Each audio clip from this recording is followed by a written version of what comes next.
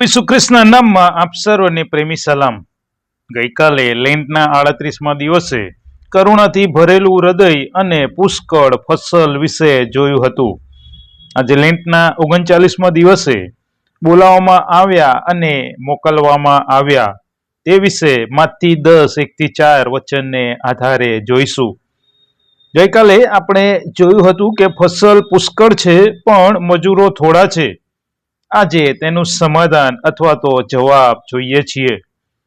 પ્રભુ ઈસુ ખ્રિસ્ત ફક્ત કહેતા નથી પણ મજૂરો તૈયાર કરે છે અને મોકલે છે। બોલાવવું એ ઈશ્વરની પસંદગી છે। અહીં પહેલી કલમમાં લખ્યું છે તે પ્રમાણે પ્રભુ ઈસુ ખ્રિસ્ત 12 શિષ્યોને બોલાવે છે। આ ખૂબ મહત્વનું છે। સેવા આપણાથી શરૂ થતી નથી, ઈશ્વરના તેડાથી શરૂ થાય છે।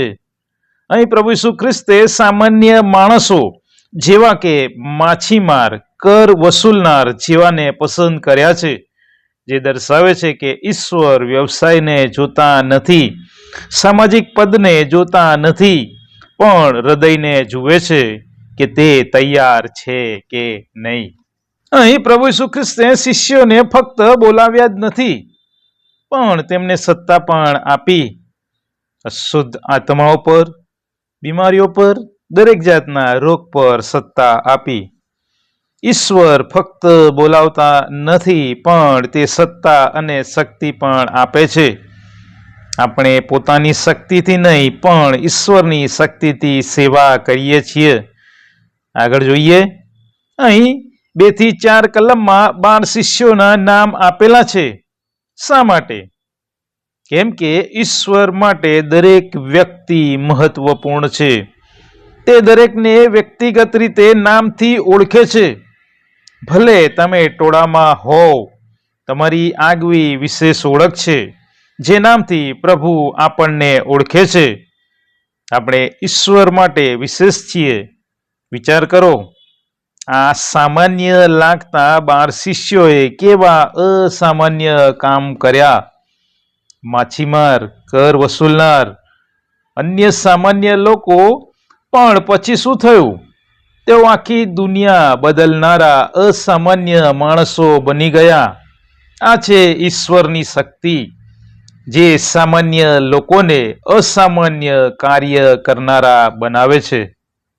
આજે ઘણા લોકો કહે છે, હું લાયક નથી, મારી પાસે જ્ઞાન નથી, હું કંઈ ખાસ નથી।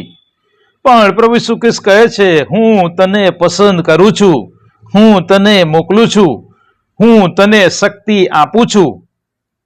આજે ઈશ્વર આપણને બોલાવે છે। શું તમે તેમનો અવાજ સાંભળો છો? શું તમે સેવા કરવા માટે તૈયાર છો? યાદ રાખીએ, પ્રભુ ઈસુ ખ્રિસ્ત ફક્ત આપણને બચાવવા માટે નહીં પણ બોલાવવા માટે અને મોકલવા માટે પણ આવ્યા હતા।